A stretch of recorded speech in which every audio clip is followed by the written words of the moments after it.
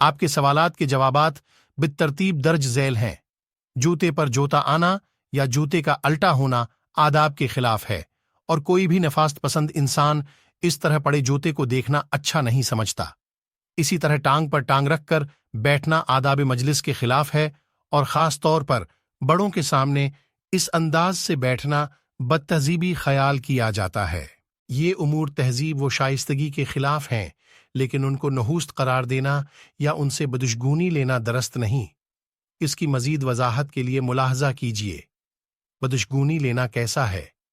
نظر بد لگنا برحق ہے، لیکن رسول اللہ صلی اللہ علیہ وسلم نے اس کا روحانی علاج بھی تفویض کیا ہوا ہے۔